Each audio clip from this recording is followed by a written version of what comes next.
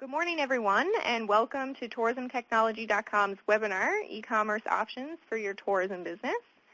My name is Melissa Ennis, and I'm with Hospitality Newfoundland and Labrador in St. John's. So we're very pleased that you could join us today, and I would like to acknowledge participation from our partners on this project, the provinces of New Brunswick, Prince Edward Island, and Newfoundland and Labrador, and the tourism industry associations of each province, including the Tourism Industry Association of New Brunswick, the Tourism Industry Association of Prince Edward Island, and us here at Hospitality Newfoundland and Labrador. And then, of course, Tourism Atlantic, ACOA. The aim of the TourismTechnology.com project is to empower tourism operators in Atlantic Canada to improve their competitiveness by effectively using online technology. TourismTechnology.com provides operators with the skills, knowledge, and expertise to take advantage of current online tools and resources. We offer one-on-one mentoring, workshops, and tutorials, all ranging from basic to advanced levels of learning. I'd also like to acknowledge my colleagues in New Brunswick and Prince Edward Island, Allison Clark of TaiPi and Drew Noyles of TaiNB. Unfortunately, Drew couldn't attend the webinar today, but those of you on the line in New Brunswick know how to reach him at TaiNB. We're very happy to have Dr. Dale Foster of the Gardiner Centre at Memorial University of Newfoundland here today. Dr. Foster joined the Faculty of Business Administration at Memorial University in 1989, and since then has participated in both academic and administrative duties. She has served as Acting Dean and Associate Dean of IT, and also as Acting Director in a number of university divisions. She is highly involved in many university and faculty committees and currently teaches courses in information systems and e-business to undergraduate, MBA, and PhD students. She has consulted on a number of projects and conducted training in e-business strategy for clients, including the Province of Newfoundland and Labrador, the College of the North Atlantic, and the Credit Institute of Canada. So without further ado, I will pass it over to Dr. Foster to get started. Thanks, Melissa. I'm really happy to be here. I would add that although I've been in Newfoundland for a number of years, I grew up in New Brunswick, and we still have a cabin on the Kingston Peninsula that we go back to and spend some of the summer there. So, and of course, having grown up in New Brunswick, I've spent lots of time on the beaches of PEI as well. So I feel very fortunate to be able to meet with all of the people from across those three provinces, as I feel like I've had a part in each of those three provinces throughout my life. So yes, and so I'm very happy that you asked me here today. I have a presentation that I'll go through, and there'll be lots of time, I hope, for questions at the end. If there's something that you feel that you have to ask right away, then Melissa will be monitoring that, and we can interrupt at any time to answer those questions. So again, thank you for asking me, and we'll get started. The messages today are outlined here. First of all, I'm going to just give you a little bit of the lay of the land and talk about why e-commerce and tourism are a perfect match. So it's like a match made in heaven. Then we'll look at moving towards e-commerce, so some steps towards making your business e-commerce enabled. Then we'll move towards taking the trip, so actually getting on the road with e-commerce, building your e-commerce solution. And then we'll end up by talking about a few things about integrating your strategy, integrating your e-commerce strategy with the other things that you're doing online. So that's pretty much our roadmap for today. First of all, just a little bit about the stats. And the stats attest to really four things. One is that e-commerce is here to stay. And I don't need to emphasize that. We know that the stats, such as 76% of Canadians shopped online in 2014, and it's only grown since then. And if we look at what Canadians are buying, apart from clothing, the largest percentage is travel. So it's not just the Canadian consumer who's purchasing travel, where we see 40% of Canadians are purchasing travel or some other tourism-related, tours, accommodations, events and those types of things. But over 60% of businesses are also purchasing their travel online. And we see this more and more with the business growing because, as we know, a lot of businesses have disengaged their support for individuals purchasing travel online. So the individuals in those businesses are now purchasing their own travel, and the travel agencies are having less of an impact on that. So the stats bear out. Why are tourism and e-commerce such a match made in heaven? Well, of course, the nature of the traveler has changed. The traveler now is looking at an experience. So we've seen this in a lot of the research around tourism, in that the experience is now really driving the nature of the traveler. The traveler has certainly taken more of the responsibility for their trip. They do the research, and this leads to purchase, so they like taking the ownership of their travel experience. They do more and more self-planning, so like all of you and me, we go online, we do the research. We probably haven't talked to a travel agent as much as we did a few years ago. And in a nutshell, we see that the convenience of the Internet, has now matched up with a confidence in that medium for providing consumers with the ability to book online. And this confidence comes from a number of sources. The authenticity of websites like TripAdvisor improves customer confidence. So consumers are looking at websites like TripAdvisor for being authentic. The reviews are authentic. They're coming from similar travelers with similar interests. The pictures are real pictures. They're not just stock photos. So the authenticity improves the consumer confidence. And as you can see, this was my page, and I stayed at Homewood Suites in Hilton, and they're asking me, please, I guess I already gave a review, and they're thanking me for that. So we feel a relationship with these sites, both as businesses and as well as consumers. And I think that the other thing that's improved consumer confidence, and the research shows this, and sorry for putting this picture, but you've probably seen the ads on TV, Captain Obvious, and the omni-channels of the publicity and the tourism have really improved consumer confidence. So when we see ads on TV, we see ads on our websites, we see ads in the newspapers, and all through these other channels for websites, for hotels.com, for Kayak, for Travel Advise, TripAdvisor, for Expedia, and so on. This gives the consumer confidence as well. So we see that the confidence, the abilities of the medium, the Internet, have really reached this point where you have to be online. If you're not online, then you risk not just not reaching your intended audience, but we have data and we have research that shows that people trust the sites that are online. So this graphic shows that although 76% of Canadians are shopping online, 40% of small businesses do not have a website. And this is driving consumers to the websites, to the websites that do have a presence, and also sometimes to destinations that are further away. So it's really important to have at least a website, but also to provide functionality. There's serious business implications to the lack of a digital presence, and this leads to a lack of trust. So we see that in Canada, having a website makes a business look more credible.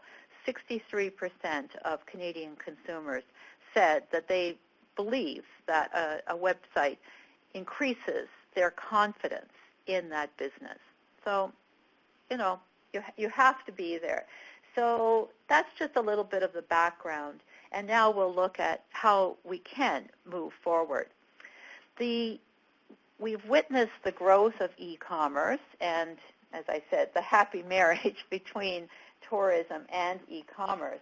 And the driver for the next wave is going to be the mobile consumer. So we've seen now that consumers are moving from their laptops to their mobile devices. So this will be the next driver for e-commerce. It's not just your smartphone, but it's your Apple Watch and all of the other devices that will connect you to the Internet and will connect your travelers to the Internet. And this is a really great development for tourism because with Google Maps and with location services and with notifications coming on your Apple Watch. I just got an Apple Watch, and now it notifies me if I'm going by a Starbucks, for example, and lets me pay through my Apple phone or Apple Watch. So all of these things really integrates my travel with the types of businesses that are located next to me. So it's a great advancement in technology, and the travel industry has always been one of the most aggressive adopters of technology. And I think that we're perfectly positioned to integrate that with the mobile apps. As soon as you buy an Apple Watch, they come to you and say, here are the apps that will affect your travel. And this is sort of the biggest use of the Apple Watch. Most people are not using it for checking their email, but they're using it for mapping, for location services, and for purchasing. So it's just moving those apps from your smartphone to a device that's always with you on your wrist. So now we're going to look at how to move towards e-commerce. So we've seen that the advancements in technology have supported tourism. And so how do we, as tourism operators and people interested in tourism, move towards creating functionality within our websites? Well, it starts with a great website. And I just had a little bit of a cut and paste there of Fisher's Loft, but there's lots of other great websites within all of the provinces of the Atlantic region that have great websites. Then the functionality really that allows a consumer to interact with you in an e-commerce way is the ability to book and to have that a calendar, booking information online, and be able to make that transaction online, and to create a payment online. So those are really the two functional pieces that go beyond having a great website. So where to look for a great website? Well, look at leaders in your sector. So whether or not you're doing tours, events, accommodation, look at who you think are the leaders within that. Check out TripAdvisor. Who is highly ranked? What are they offering? What lessons can you take from that? And talk to your industry associations. I suspect that you're already doing a lot of those things, but it's really important to keep on top of it because the leaders are always going to be leaders because they're offering something different. So we can't all be Starbucks, nor do we all want to be Starbucks, but the ability to have those location services and offering payments through your mobile devices are really putting them at the lead. And we don't all want to do those things, but what are the leaders in the industry doing? So before all else, the great information that's on your website is paramount. So it has to be current, it has to be complete, it has to be accurate. It has to include user-generated content. So as I said at the beginning, because it's authentic and because TripAdvisor has reviews from actual people and pictures that we all can add to those sites, that adds to the confidence that the consumer feels in your website. So have high-resolution pictures, user-generated testimonials, links to and from your other sites. So I'm sure that you all have a Facebook page, a Twitter account, and those types of social media. And if you do, then having links to and from those other sites increases your ability to integrate, but also increases your rankings on search engines. So it's like you're creating ability of those search engines to find you and place you higher. Your business locations, so maps, integrate Google Maps or Street Maps into your website. Make sure you have contact information, and make sure that you update your copyright at the bottom, that it says copyright current year. There's nothing worse than seeing copyright, 2000 or something like that. The functionality follows. So the availability of the rooms, if you're offering accommodation, a calendar that shows when your concerts are occurring, what tours you have available, what boat trips you have available, all of those things. So an up-to-date calendar is easy to implement and gives a great deal of information. It doesn't have to be bookable online. That's sort of a next step. But to make sure that you have this online inventory management with a calendar that is searchable and shows the consumer what is available. That's the basic level of functionality for e-commerce. Next comes payment options. Whether or not you take payments online or whether or not you give your consumers the opportunity to phone or to offer online payment function, it's important that you give the consumer on your website how they're going to pay. So you want the ability.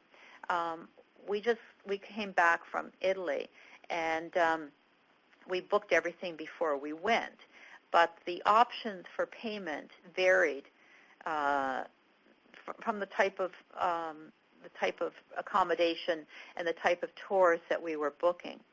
Some wine tours and some B&Bs we contacted by email, and then we phoned with our credit card information and booked that way, whereas others had the ability to pay online.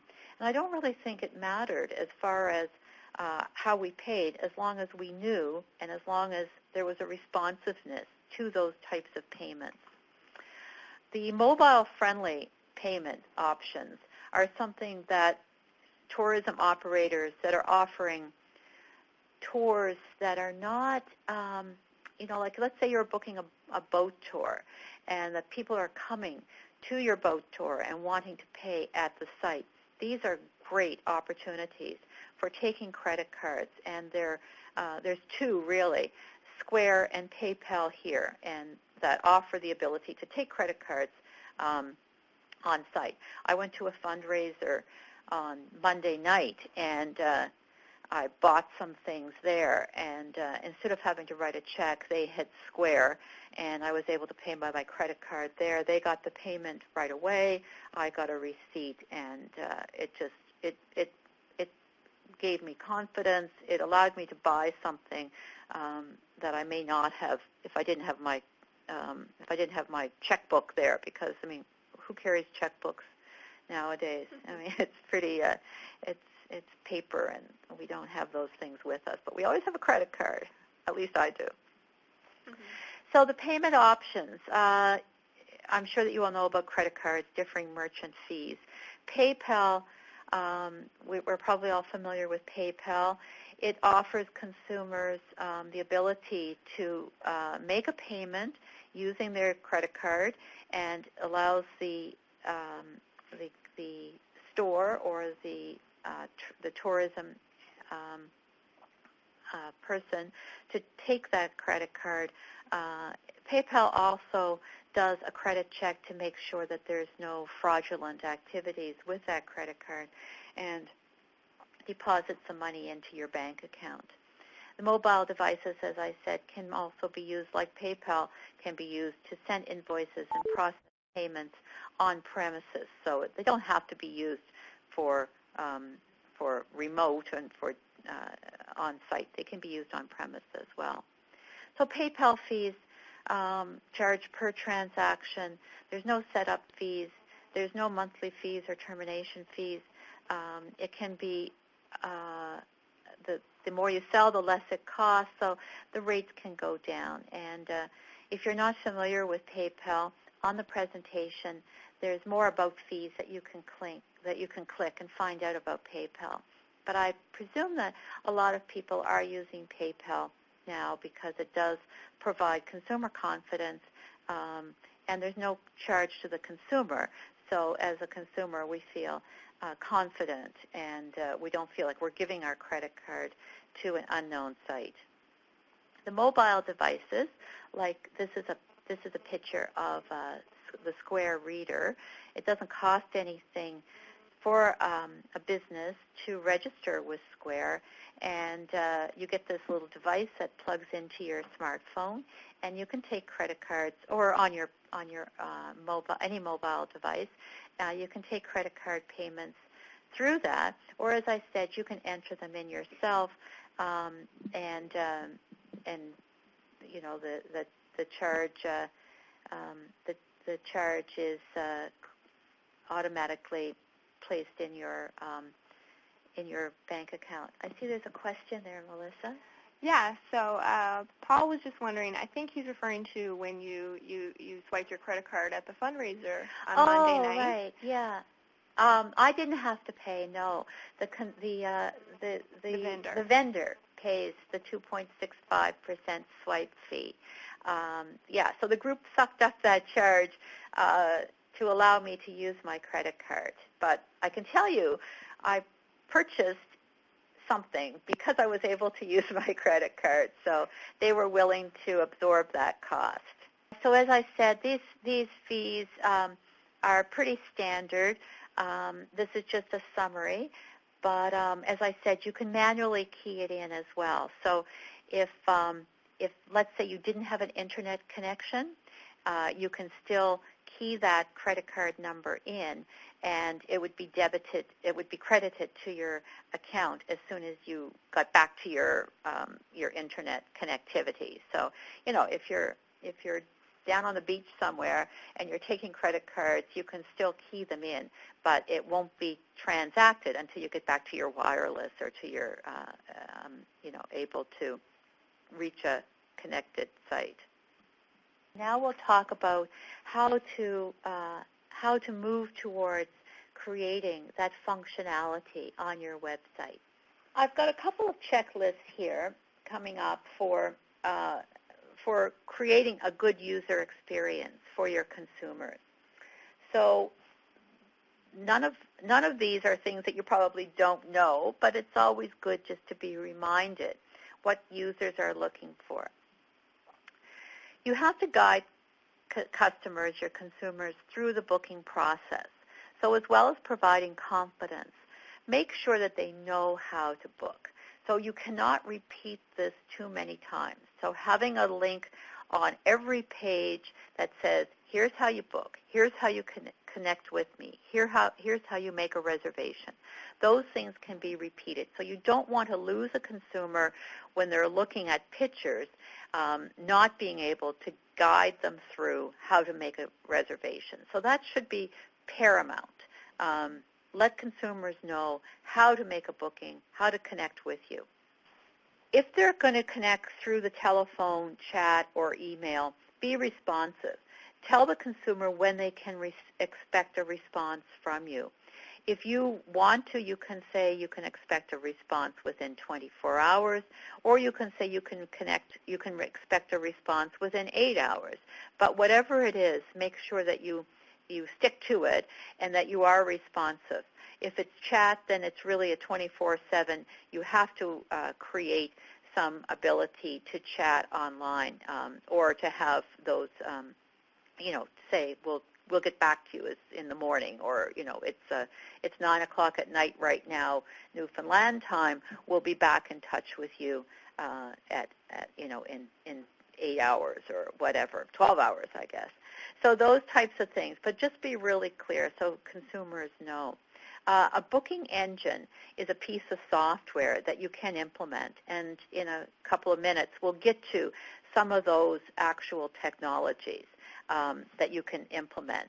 But as I said, being responsive and making clear are really important. So although a booking engine is the most sophisticated, it's not being responsive is more important. So as I said, we just got back from Italy, and we booked everything before we left, but a lot of those things that we booked were through email, telephone, and chat.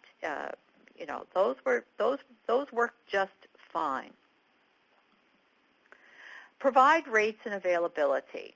So whether or not you provide a booking, it's nice to know whether or not there's a room available during those dates before you get yourself really committed to that destination and to that experience. So, we're looking for, as I said, for experiences. So if I want to go on a wine tour, I want to know that there's a van that can drive me, that there's a room that I can stay in, and that there's wine to drink at all of those places, and probably something to eat at the end of the day.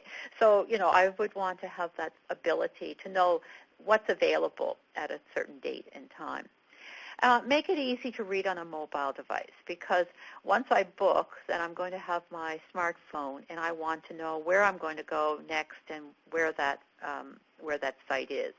A lot of software that I'll be talking about in a few minutes provide the ability to create a mobile site automatically. So this has become such a large part of the tourism and travel destination services and for that software, that they know that mobile devices and Apple Watches are the next generation. So, on my Apple Watch, there's apps for not just the maps, but for Kayak and TripAdvisor and Air Canada and all of those things. So, those are all being delivered with the software if you buy and purchase and develop an e-commerce site.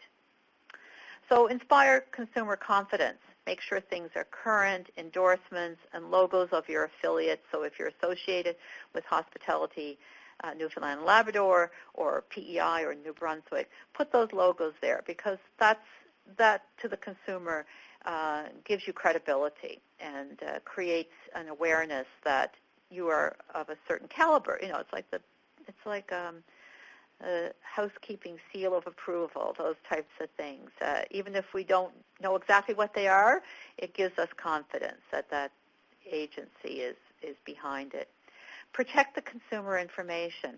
This is the checklist. I'll give more information, but as commercial enterprises, we are tasked with protecting and creating security of our websites, but also protecting the privacy of our consumer information, and integrate with social media strategy. So this is your checklist, and monitor and adjust. There's lots of data that will be provided by your system, whatever it is, whatever software you use. So keep up to date. It can seem daunting sometimes, but it's hugely, just like your Facebook page provides intelligence about who's there and what they're doing. The software for e-commerce just gives you reams of business intelligence. That's so useful. Going mobile. Again, a checklist that you can use to make sure that you are mobile. The last thing on that list is something that I just wanted to emphasize, because you, as the business owner, are not always going to be at your laptop. So make sure that the software that you're using provides you with the ability to update when you're on the go. So if you want to update your room availability or the fact that it's your boat tour is going to be canceled because it's, well, I'm not sure if we want it to cancel because of bad weather, but but whatever. You want to be able to do that when you're on the go. So you want tools that will be able allow you to manage your site when you're not at your desktop or at your laptop. So how are you going to build this website? How are you going to build the e-commerce functionality?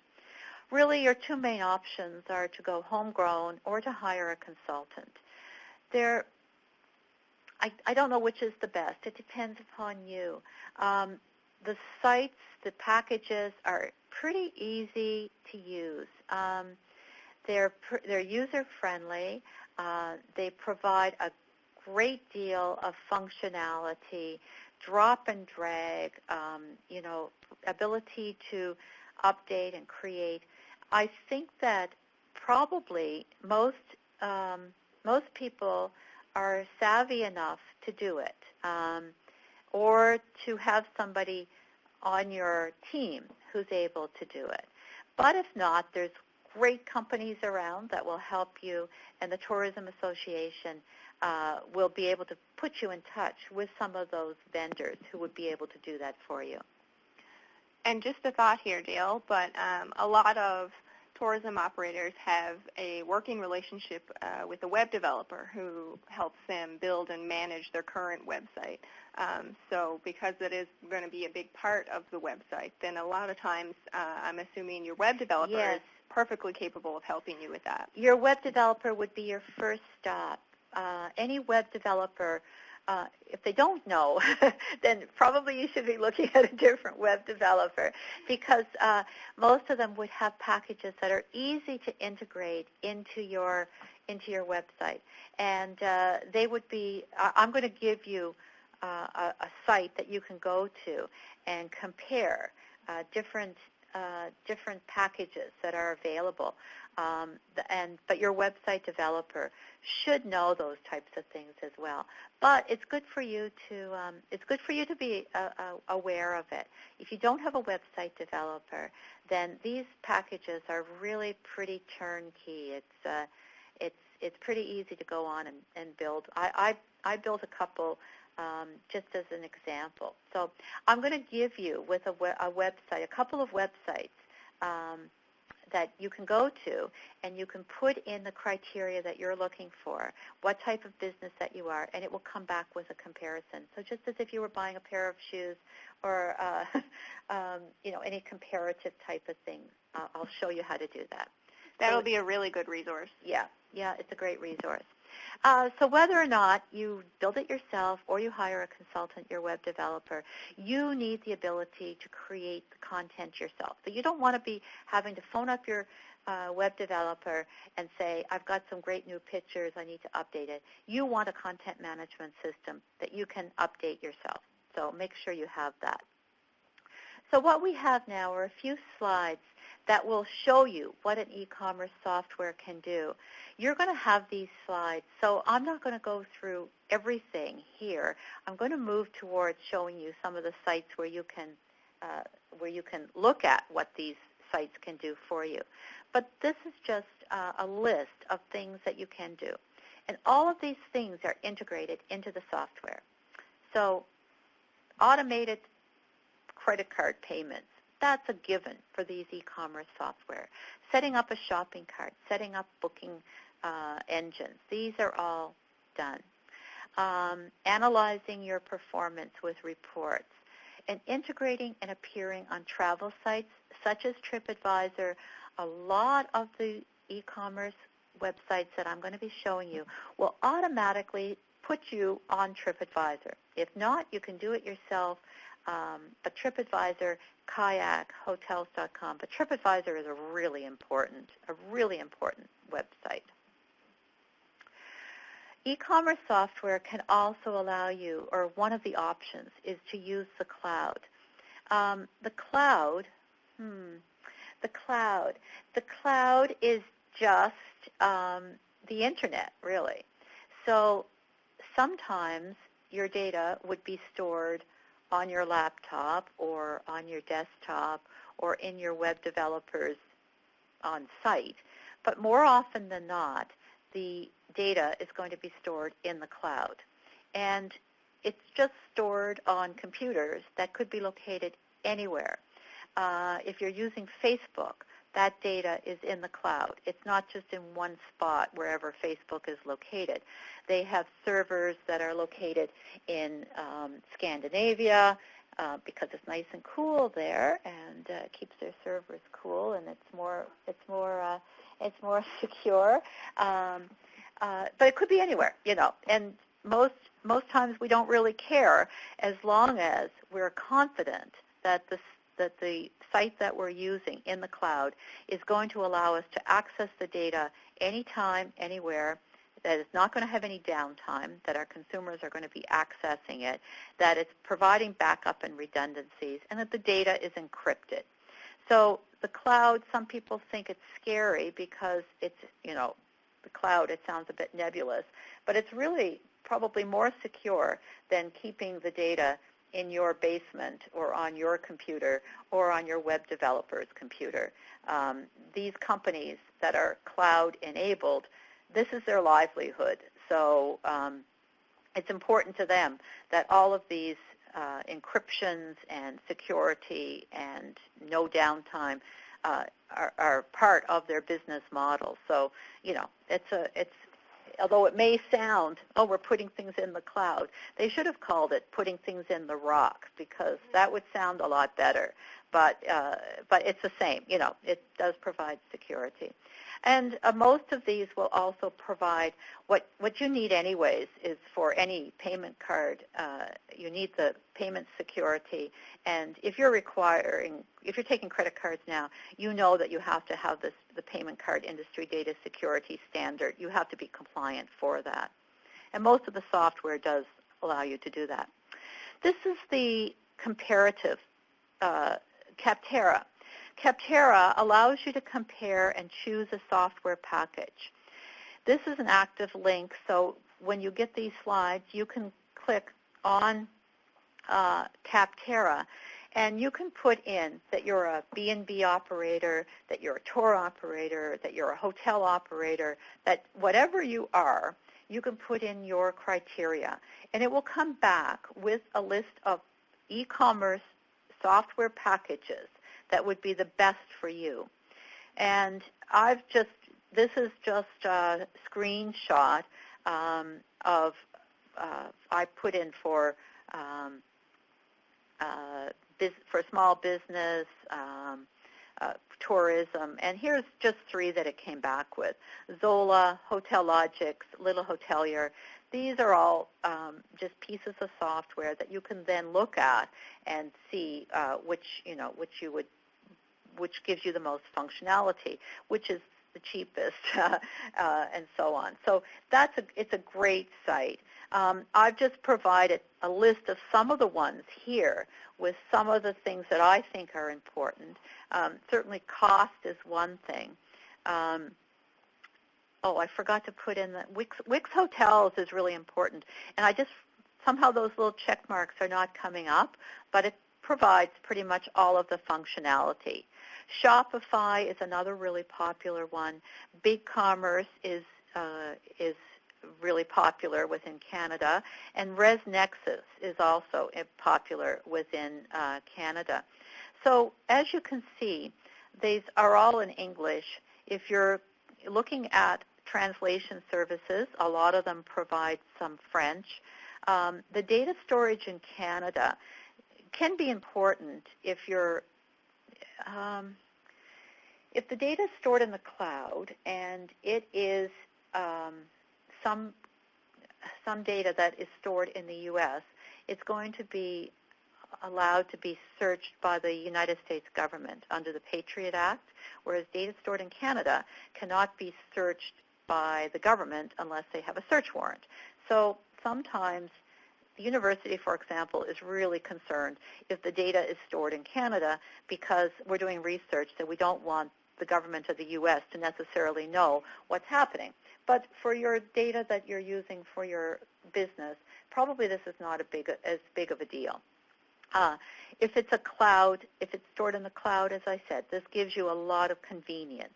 And if it provides social integration with your Facebook, this is really a great opportunity to do that. So here's just a list of some of the ones that I think are,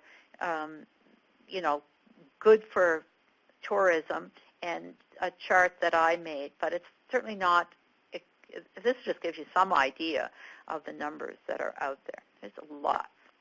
Another comparison site, this is a Canadian site, and it gives you the top 10 e-commerce site builders and gives you some comparison as well. It doesn't let you put in your criteria as well as the others, but it does give you some background. So just be aware that you have obligations. If you're collecting your consumer data online, then you are going to be have to keep your site secure. You have to keep the data private. The most important thing is to educate your employees and do sensible things like keep your wireless network secure and don't have passwords printed on Post-it notes that are stuck to your computer, those types of things. Hackers really want to get into small businesses. It's not just an individual hacker. The people that are infiltrating commerce sites are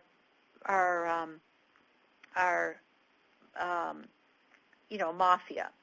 And I mean, I know it sounds bizarre, but it really is organized crime.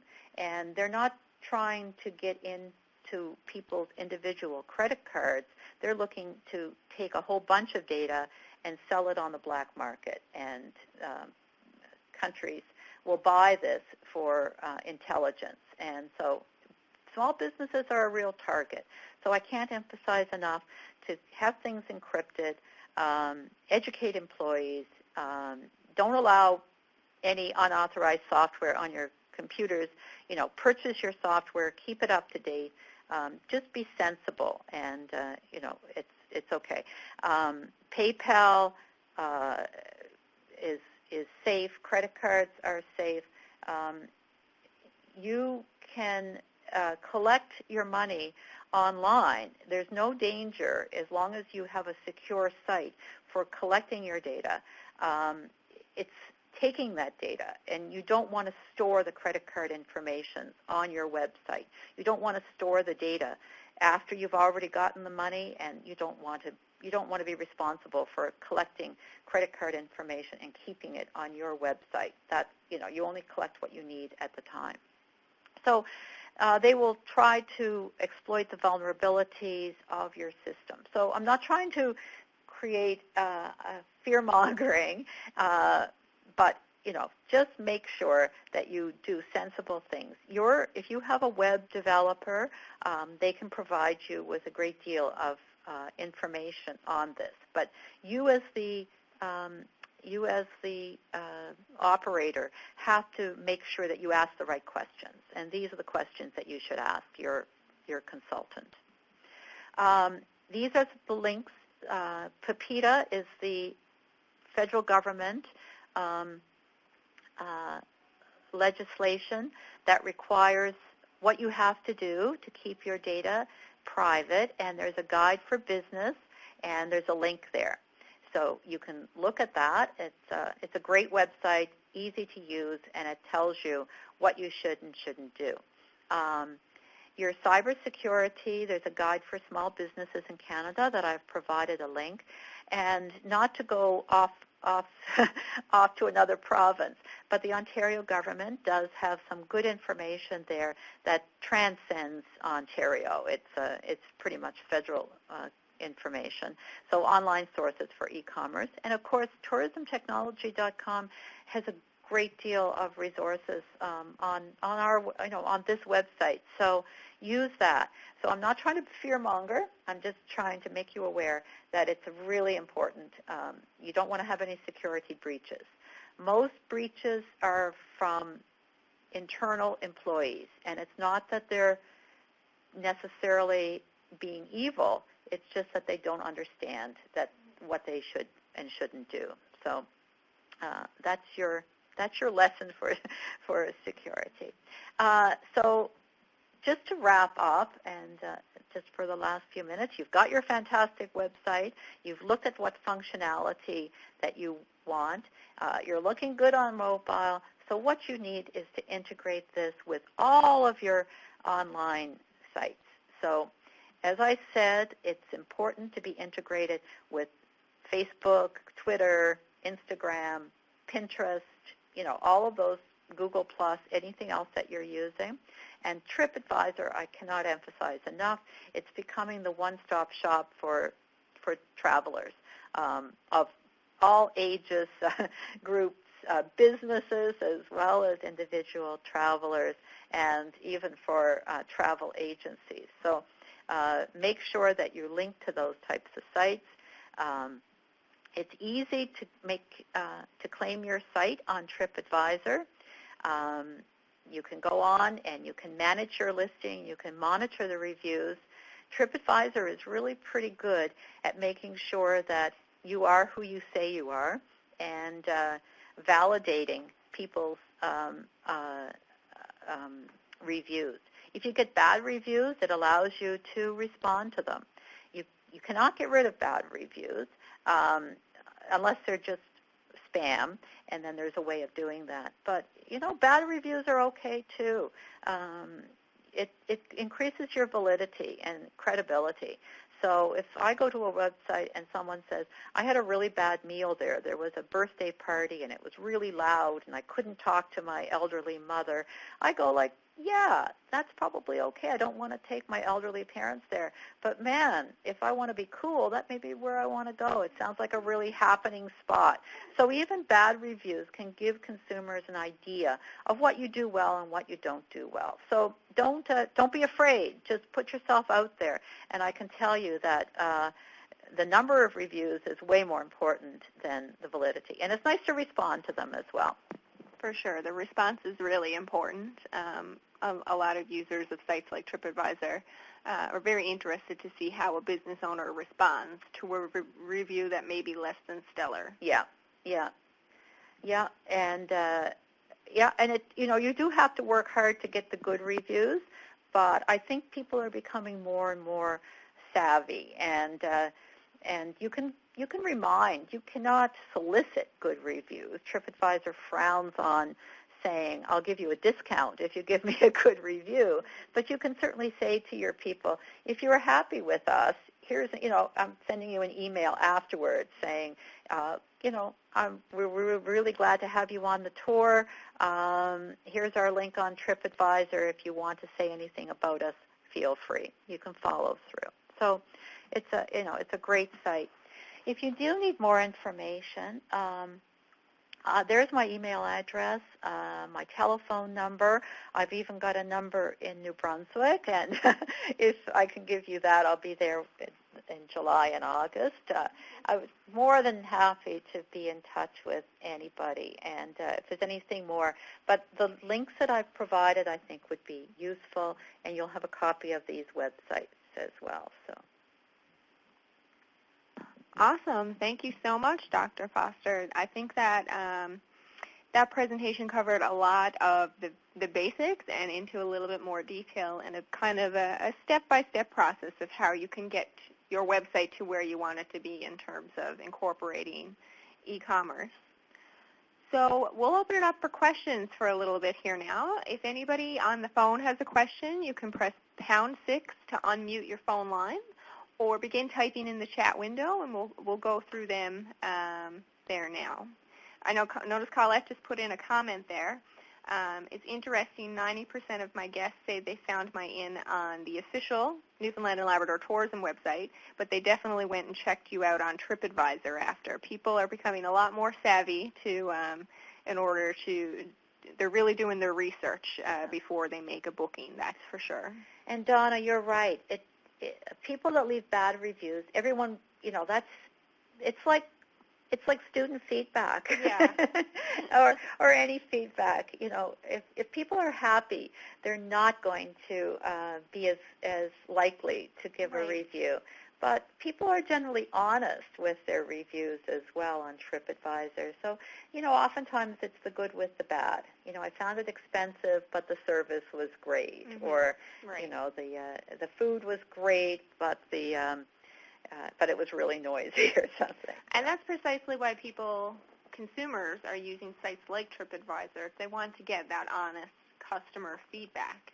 I see that Alison has a question. Do you have any tips on how to incorporate e-commerce into a social media strategy? Well, I think they go together.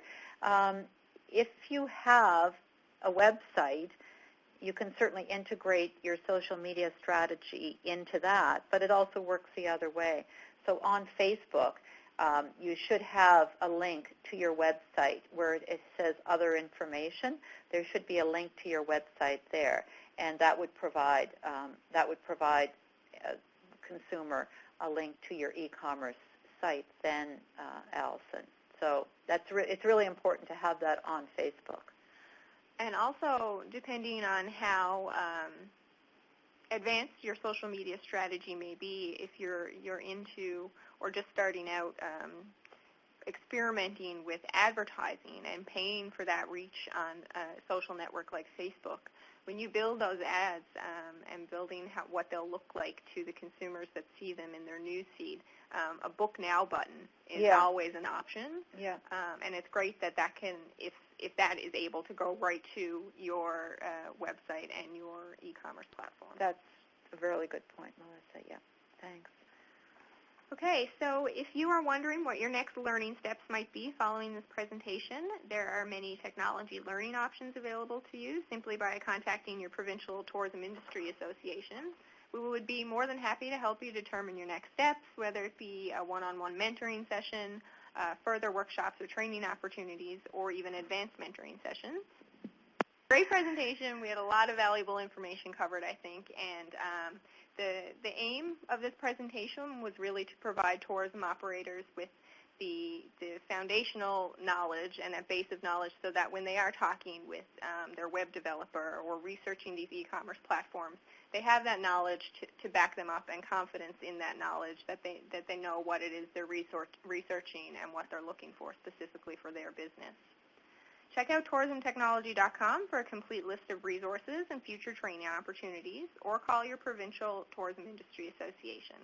Again, thank you to our project partners, the provinces of New Brunswick, Prince Edward Island, Newfoundland and Labrador, and the tourism industry associations of each province, including TIE&B, TIE-PI, and Hospitality Newfoundland and Labrador.